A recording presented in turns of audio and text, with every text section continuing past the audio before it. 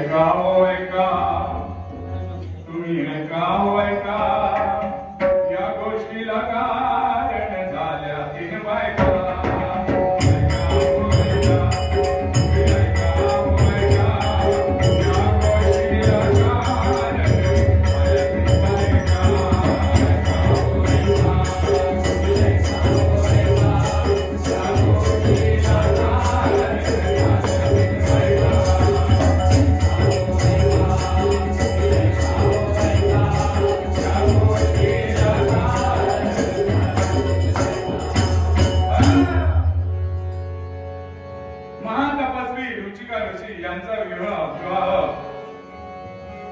गादी ऋषी कन्या सत्यवतीशी होतो. दोघांचा संसार कसा अगदी सुखाने चालला असता.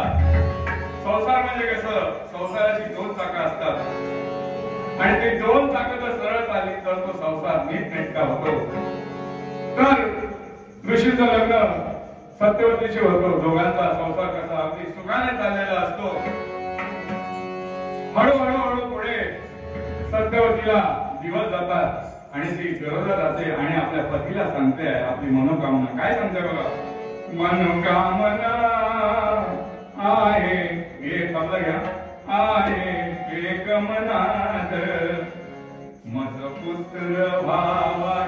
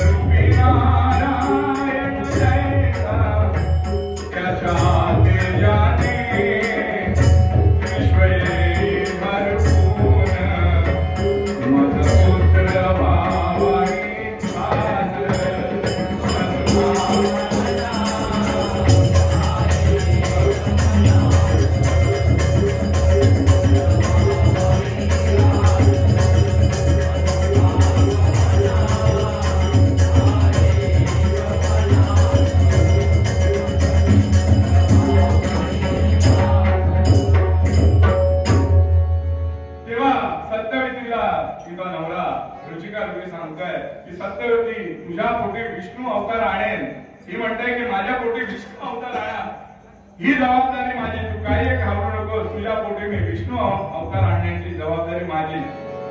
आता त्याच वेळी काय होतं, सत्यवतीची आई देखील गरोदर असते. तिला कळतं की आपल्या मुलीच्या पोटी आपला जावई विष्णू अवतार आणतोय. म्हणून ती धावत पळत आपल्या मुलीकडे येते आणि काय सांगते बघा, चेडू सांगो तुझ्या आता खोवा मलाही ऐसाची पुत्र व्हा.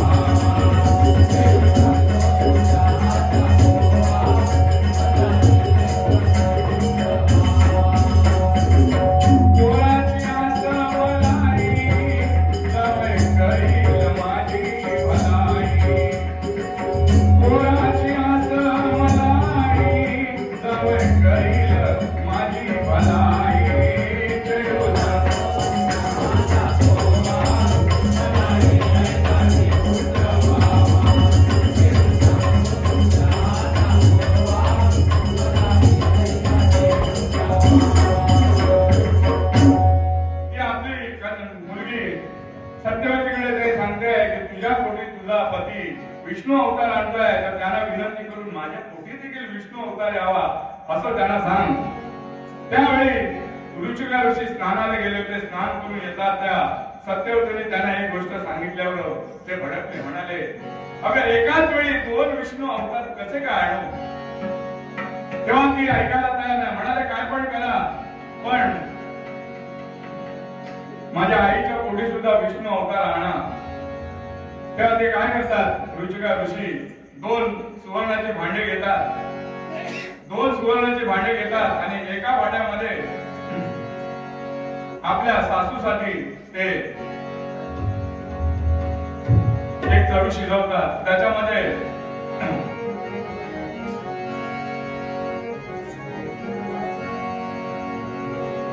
राग द्वेष दुराचार असा एक चरू शिजवतात आणि आपल्या पत्नीसाठी यक्ष किन्नर असा एक चरू शिजवतात. दोघांना 2 चरू शिजवतात आणि ऋचिका ऋषी म्हणतात की मी नदीवरती जाऊन स्नान करून येतो, तोपर्यंत तुम्ही थांबा. मी आल्यानंतर हे दोन्ही चरू तुम्हाला दोघांना खायला देतो. आणि ते नदीवरती ऋचिका ऋषी स्नानाला जातात. परंतु तिच्या आईच्या मनात कपट असतं. ती म्हणते आपल्या पोरीला की मुलीला रिक्वेस्ट करते की तुझा चरू मला दे आणि माझा चरू तुला घे. तेव्हा मुलगी आपल्या आईच्या सांगण्यावर आपला चरू आईला देते, आईचा चरू आपण खाते. काय होतंय बघा.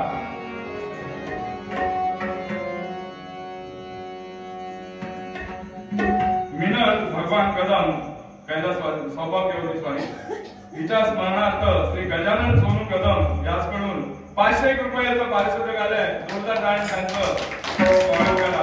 सौ मिनल भगवान कदम हिच्या स्मरणार्थ. धन्यवाद धन्यवाद धन्यवाद.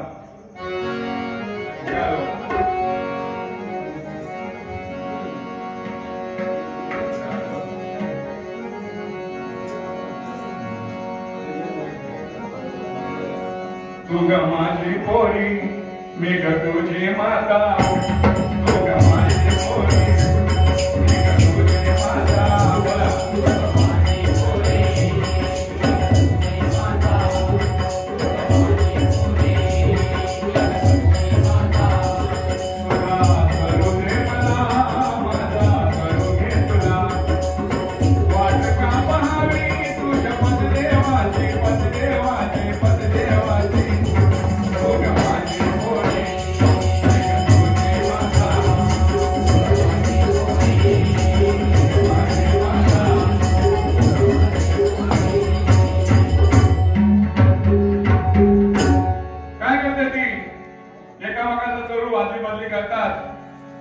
दोघी तो भाषण करतात. इतक्यामध्ये ऋचिका ऋषी येतात. तेव्हा सत्यवतीने त्यांना एक गोष्ट सांगितलं की आईचा चरू मी भाषण केला आणि आईने माझा. हे ऐकल्याबरोबर ऋषी भडकले आणि म्हणताय काय केलंस ग पोटी येईल दिवटा. काय केलंस ग बाई पोटी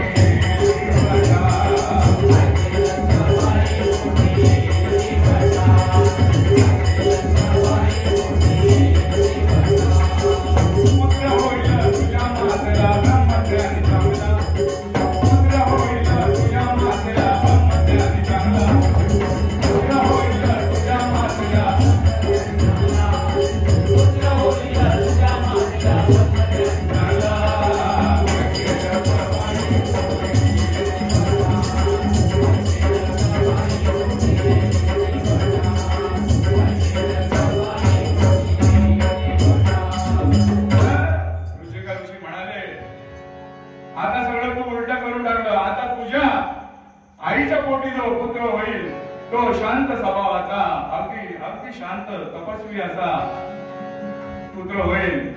आणि तुझ्या पोटी जो पुत्र होईल तो रागीट स्वभावाचा असा तुला पुत्र होईल. हे ऐकल्याबरोबर सत्यवती रडू लागली. ती म्हणताय तुम्ही काय पण करा पण माझ्या पोटी तुम्ही विष्णू अवतार आणाल. ते म्हणताय तुझ्या पोटी विष्णू अवतार आणण्याची संधी तू गमावलेली आहे. तरी ते ऐकायला तयार नाही. ते अजिबात ऐकायला तयार नाही. तेव्हा ऋचिका ऋषी म्हणाले सत्यवतीला की तुझ्या पुत्राला जो पुत्र होईल त्याच्यामधला एक विष्णू अवतार होईल. तुझ्या पुत्राला जो पुत्र होईल त्याच्यामधला एक विष्णू अवतार होईल.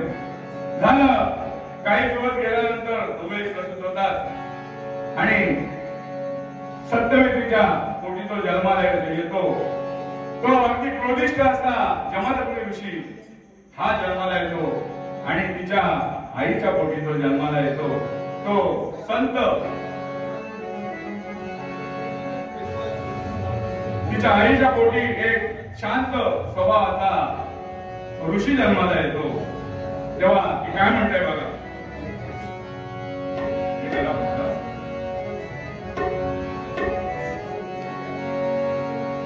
हळूहळू जमदग्नी ऋषी मोठा होऊ लागला, तसा तो क्रोधाने भडकू लागला. म्हणून ऋषिक ऋषीने काय केलं, त्याचा विवाह रेणू राजाची कन्या रेणुकेशी करून दिला आणि ऋषिक ऋषी अरण्यामध्ये निघून गेले. पुढे रेणुकेला 6 पुत्र होतात आणि 6वा हा परशुराम. तेव्हा रेणुका ही आपल्या पतीची सेवा, जमदग्नी सेवा कशी करायची, ती गंगेवरती जाऊन पदरामध्ये पाणी घेऊन आपल्या पतीला चरणी अर्पण करायची. गंगेचं पाणी पदरामध्ये आणून, म्हणजे किती तिचं सत्व परीक्षा होती बघा. अशी ती रेणुका घेऊन यायची. तर एके दिवशी ती रेणुका गंगेवरती गेली असता त्या ठिकाणी गंधर्व ऋषी सगळे त्या ठिकाणी नाच गाणं करत होते. हे तिने पाहिलं. काय म्हणते बघा, गंधर्व राजा संगे अप्सरा नाचती हो, गंधर्व राजा संगे अप्सरा नाचती हो, गंधर्व राजा संगे अप्सरा नाचती हो, गंधर्व राजा संगे अप्सरा नाचती हो, गंधर्व राजा संगे अप्सरा नाचती हो, गंधर्व राजा संगे अप्सरा नाचती हो, गंधर्व राजा संगे अप्सरा नाचती हो.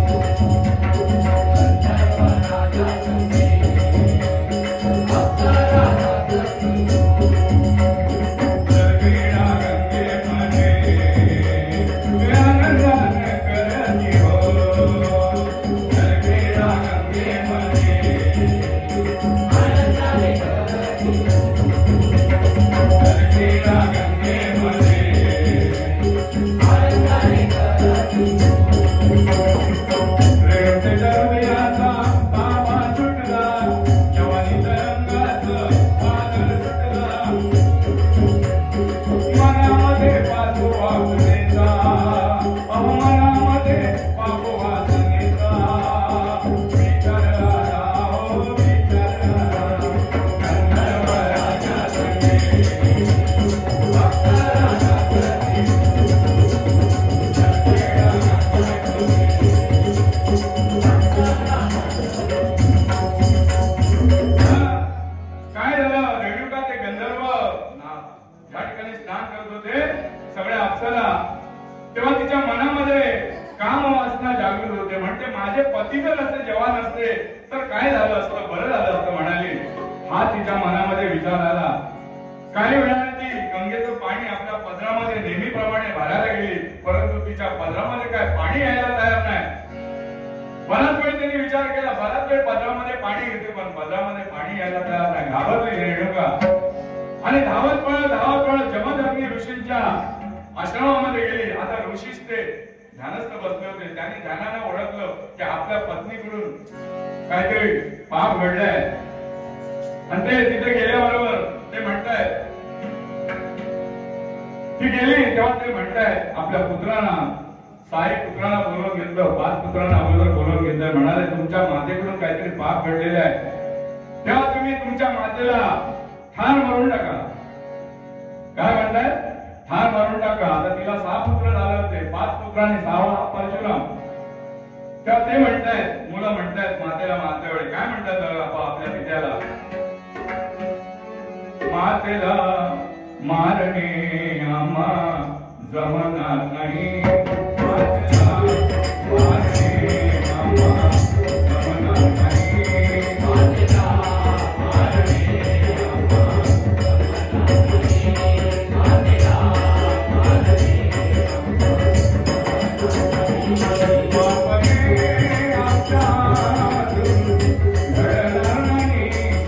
मातेला मारणे आमच्या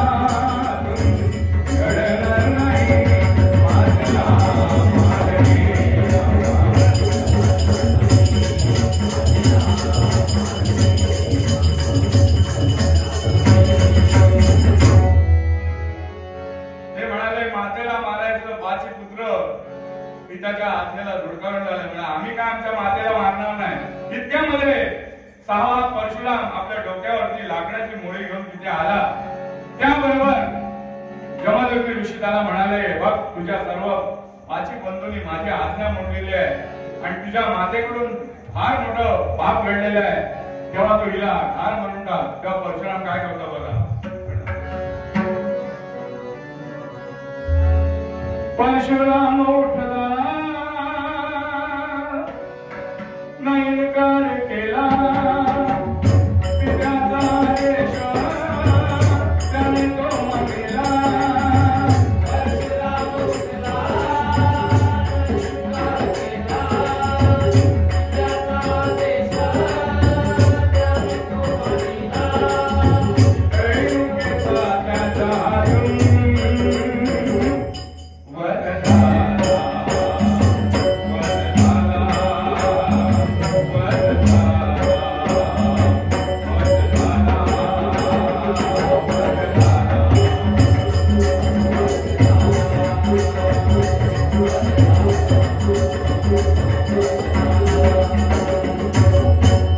परशुराम उठला इन्कार केला, पित्याचा आदेश त्याने तो मागितला.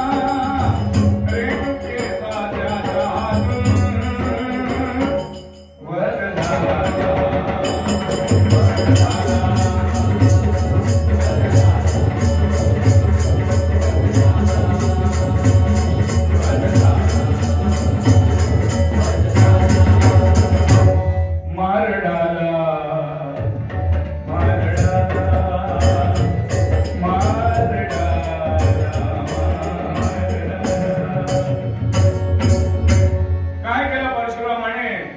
आपल्या मातेला ठार मारून टाकलं, 5 बंधूला मारून टाकलं आणि ती सगळी प्रेत पडलेली पाहून परशुराम अगदी भावून गेला. आणि तो काय म्हणतोय बघा,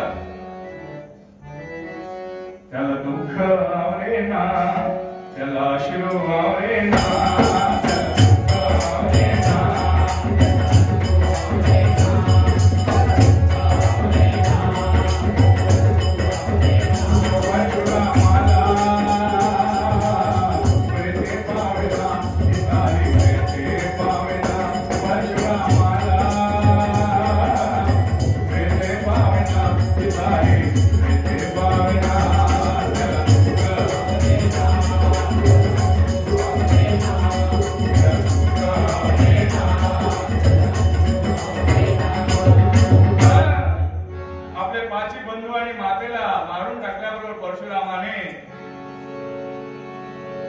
जमदग्नी ऋषी त्याचा बाप अगदी खुश झाला. म्हणाला, वा रे माझ्या आज्ञाधारक बालका, मी तुझ्या भक्तीवरती खुश आहे, तुला हवा तो वर माग.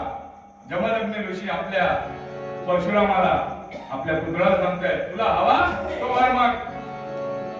तेव्हा परशुराम आपल्या पित्याकडे काय वर मागतोय बघा. जिवंत करा हो माझे बंधू आणि माता, जिवंत करा हो माझे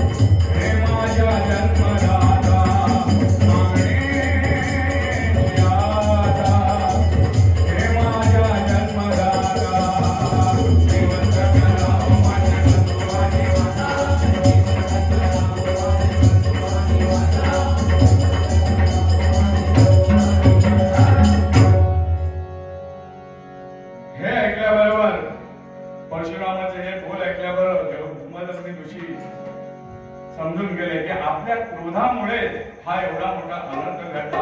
आपल्या क्रोधामुळे आपले 5 पुत्र आणि आपली पत्नी मारली गेली. त्यांच्या डोक्यामध्ये प्रकाश पडला. मग त्याने काय केलं ते म्हणतात, आपल्या सामर्थ्याने, आपल्या तपश्चर्याच्या सामर्थ्याने जमदग्नी ऋषीने आपले 5 पुत्र आणि आपली पत्नी रेणुकेला जिवंत केलं. काय म्हणतात बघा, धन्य परशुरामा म्हणतात, धन्य परशुरामा धन्य तुझी भक्ती, आज मला कळली खरी तुझी शक्ती.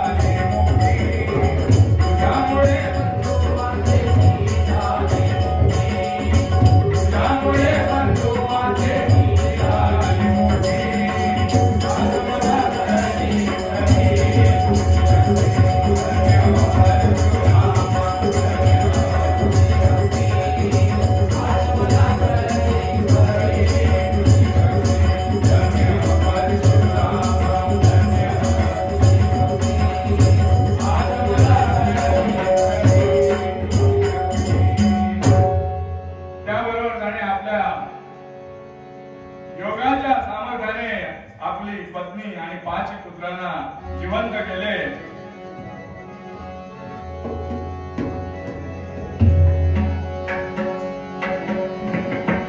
राग द्वेषाचा पाश तुम्ही सोडवा.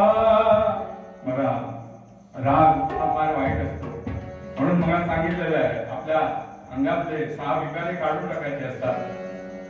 शांती पाहिजे आपल्या जीवनामध्ये. शांती येण्याकरता आपण खरी भक्ती देवाची करायला पाहिजे. कुठल्याही तुम्ही वातावरणामध्ये जा, तुम्ही भजन करा, तुम्ही इतर काही काम करा, पण ते शांततेने व्हायला पाहिजे. त्याच्यामध्ये प्रत्येक कामामध्ये परमेश्वर वास करत असतो हे आपण जाणायला पाहिजे. प्रत्येकाच्या हृदयामध्ये परमेश्वर आहे. प्रत्येक ज्या 84 योनी आहेत प्रत्येकामध्ये परमेश्वर वास करत असतो हे आपण लक्षात घ्यायला पाहिजे. कारण मानव जन्म पुन्हा नाही, हा जन्म एकदाच मिळतो आणि या जन्माचं सार्थक करण्याकरता आपण या जगामध्ये चांगलंच काहीतरी द्यायला पाहिजे. तुम्हाला सांगितलेलं आहे मग की गेली 50 वर्ष आम्ही असं तुमच्यासाठी काही ना काही या वयात सुद्धा जो मी बोलतोय तो तिच्या कृपेने बोलतोय. हे साधं काम नाहीये. एवढा आवाज राखून ठेवणं, तुमच्या समोर सादरीकरण करणं, जरा सुद्धा आपल्या आवाजाला क्लॅश येता कामा नये. असा असला तरी फार दुःखी होतो मी. फार श्रम लागतात त्याच्या मागे. नुसतं हे रोज नेहमी भजन कर, अजून मी नेहमी 14 तास रनिंग करून हे भजन आम्ही करतोय. तुला सुद्धा माझ्यापेक्षा 5-7 वर्षांचे लहान आहेत. आम्ही बरेच वर्ष भजन केलेली आहेत. आणि पण ती भजन कशी एकामेकाला प्रेम देऊन भजन केलेली आहे. आताच्या बुवाने सुद्धा आमचा आदर्श ठेवूनच भजन करावी. आम्ही कोणाला वाईट केलं नाही, सगळे चांगले आहेत. बुवा बुवाच असतो. मला तुम्हाला सांगितलंय प्रत्येक बुवाच्या मुखातून अमृताचे बोल असे बाहेर यायला पाहिजे. अमृताचे बोल म्हणजे परमेश्वराचं नामस्मरण. फक्त चांगल्या गोष्टी आहेत आपल्या मुखातून यायला पाहिजे, तरच देव आपल्याला पावन असतो. म्हणून भजन मला सांगितलेलं आहे तुम्हाला. भजन या साधी गोष्टी नाही. आपण ऐकता सगळे त्या ठिकाणी या बिचारा माता भगिनी बसलेले आहेत. खरोखर त्यांना बघून आम्हाला फार धन्यता वाटते, फार आनंद वाटतो. म्हणून सांगतोय की आपलं कर्म जसं तसं आपल्याला फळ मिळतं. म्हणून चांगल्या कर्माकडेच आपण वळायला पाहिजे. आम्ही नेहमी चांगल्याच गोष्टी भजनातून सांगितलेल्या आहेत आणि तुम्हाला नवीन नवीन काहीतरी देण्याचा प्रयत्न करतो नेहमी. फार नवीन. मी अजून या वयात सुद्धा कुठे गेलो तर नवीन काहीतरी, नवीन म्हणजे नवीन. तुमचा देवीचा गजर सुद्धा आजच आम्ही केला तो, त्याची रेसा सुद्धा नाही केली आणि देवीला उभी केली. मी प्रत्येक गावामध्ये जाणार, त्या देवाचं नामस्मरण एवढं उत्कृष्ट रीतीने सादर करतो, त्यावेळी देव सुद्धा माझ्या पाठीशी उभा राहतो आणि आपण जनता जनार्दन सुद्धा आमच्या पाठीशी उभे आहात. म्हणून इतकी वर्ष आम्ही भजन करतो. ऐका पुढे. राग द्वेषाचा पाश तुम्ही सोडवा, मुखी मनामध्ये राम